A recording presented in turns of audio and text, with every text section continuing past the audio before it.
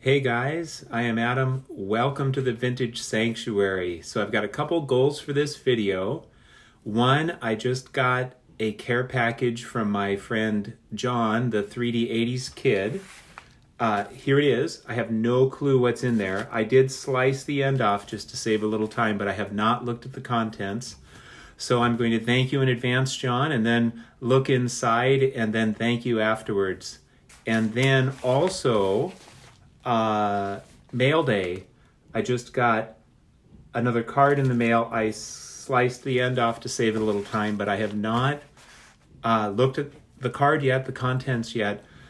Inspired by Picker Jim. So I'll talk about that when we get to it. But let's start with the care package from John, the 3D 80s kid. So let's see what we have in here. Okay, there is a note.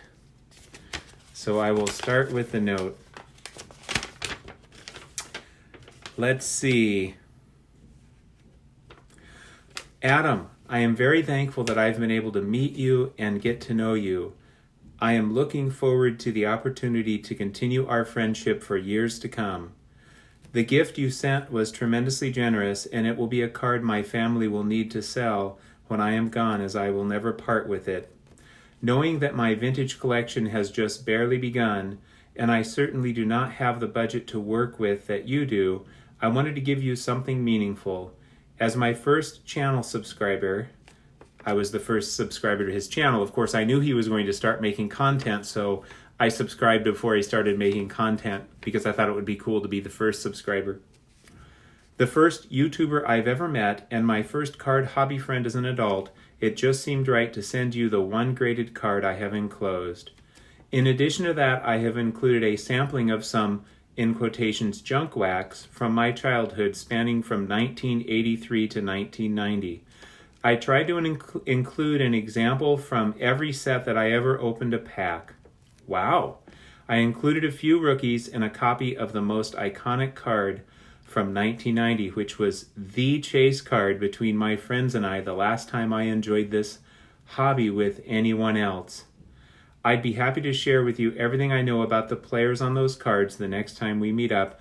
Your friend John Kaufman, 3D 80s kid. Here's the letter that John sent. Thank you so much, John. And he talked a little bit about budget. We're all at different places in terms of budget. Obviously, that's a relative thing. There was a time when our kids were going to school, private school as well, and so my card budget was a lot less. Now it's more. We're just all at different places, but one of the things I love about this community is how I think we do a pretty good job of supporting one another, regardless of where we're at in terms of the money that we are willing to spend on cards or the money that we're able to spend on cards or other memorabilia. So thank you so much, John. Let's look at this. Oh, I guess I better turn the camera around so you can see these hints. Wow. Look at this. Fred Rogers. I need to, let me bring this up a little bit so we can get a good look. Wow, John. This really has special meaning to me. Does this card just exemplify what it means to have friends in the hobby and what it means to rejoice in others' collector journeys as well as their life journeys and to support one another? Wow. This is quite a gift, John, and I am really, truly honored that you sent this to me. Wow. All right, and then I'm going to set Mr. Rogers over here next to Willie Mays. Okay. Wow, Bo Jackson. I have heard this was quite a chase card. So this is cool. As you know, John, and others may not know, I have nothing from the quote-unquote junk wax era. So thank you so much. I am really honored to have these cards. And now we've got a team bag here. And you guys don't have anything to do this afternoon, right? So just chill while I open this up. Maybe get yourself some lemonade. Okay. Oh, look at this. Look at this. We've got a Bowman Ken Griffey Jr. That is sweet. I'm going to go ahead and stack this on top of Bo here. And then we've got a Dale Murphy. And we've got Eddie Murray. And we've got, looks like 83 Donruss, Willie Stargell. And all of the stars. Tom Seaver. You know, I'm starting to learn about these guys slowly but surely. Because, see, I'm somebody that never followed baseball. I followed the NBA. I followed the NFL, followed both of those leagues, but never really followed baseball. So a couple of years ago when I got into vintage baseball, that was literally the start of me following baseball. So I literally was not into the baseball scene at all. And so there's so much I don't know, but I'm learning. I generally recognize these names, you know, as I've seen Brett Saberhagen, if I'm not saying it right. But I generally recognize most of these names. We've got a Samuel and Gooden. I think that's Dwight Gooden of the Mets. Darryl Strawberry. These are I can tell these are all really nice, sharp cards as well. We've got a Mitch Williams. And we've got Benito Santiago. 87 Donruss.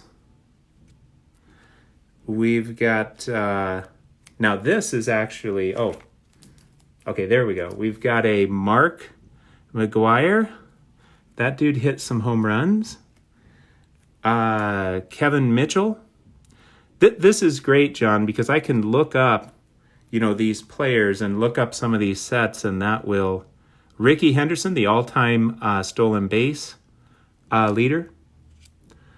So I can look up, you know, some of these sets and players and learn more about them. We've got a Juan Gonzalez. And we've got a Soaring Stars 90 Fleer Larry Walker. See, there's somebody I haven't heard of. There's probably a few in here I haven't heard of. Most of them I've at least heard of them. Deion Sanders, I knew of him because I knew he was, you know, both a football and baseball star. We've got Frank Thomas. We've got Ryan Sandberg, and this got some sort of a kind of a 3D effect. Sport Flicks. And we've got Sammy Sosa, another dude who hit some home runs, to say the least. So, wow, John, I am really, really honored. I'm really stoked to have this gift.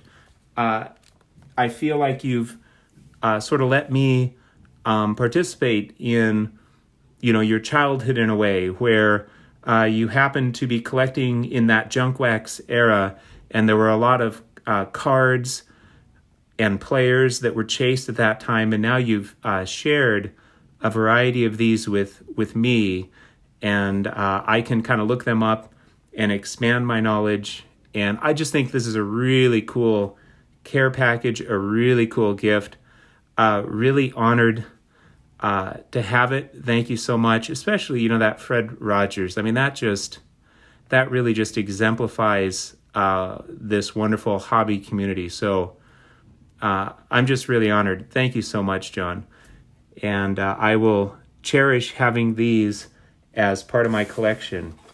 All right, now we're going to shift gears a little bit. This just came in the mail today. I was watching, I should say. This one's going to take a little bit more to open up, so I'll try to talk and open this. I was watching one of Pickard Jim's videos, and he was talking about a particular player and showing some of their cards. And I think I had seen a few other YouTubers talking about this particular player, but as Picker Jim talked more about this player and talked about some of his accomplishments, I was like, wow, that's crazy. I've got to have a card of this player. That's just amazing. So totally inspired by Picker Jim, and I'm trying to get the card out of its sleeve now. And I do not have a card from this set, and I do not have a card from this player. So here we go. This, you can tell who it is. It's Clint. Clearly, it's Clint Eastwood. And like there's not much that Clint Eastwood cannot do. I mean, basically, he can take out an army by himself.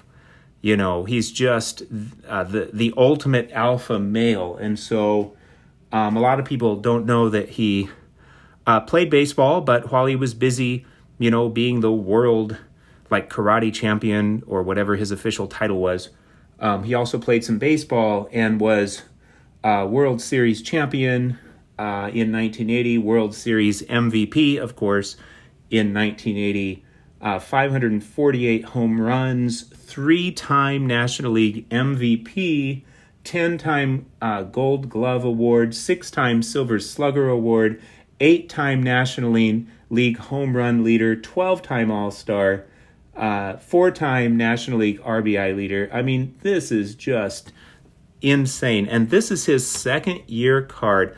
His first-year card from 73 Topps has 2 other players on it, and I believe Picker Jim indicated that he liked the second-year card better, which is his first solo card. And so I went after Mike Schmidt's first solo card and won this at auction in a near mint 7. And I believe that Jim's copy is a near mint to mint 8, probably something he bought years ago. But I decided to target a 7. That seemed like the amount of money I wanted to spend. So I have got myself Clint Eastwood's first solo card here. And I think it's just screaming gorgeous.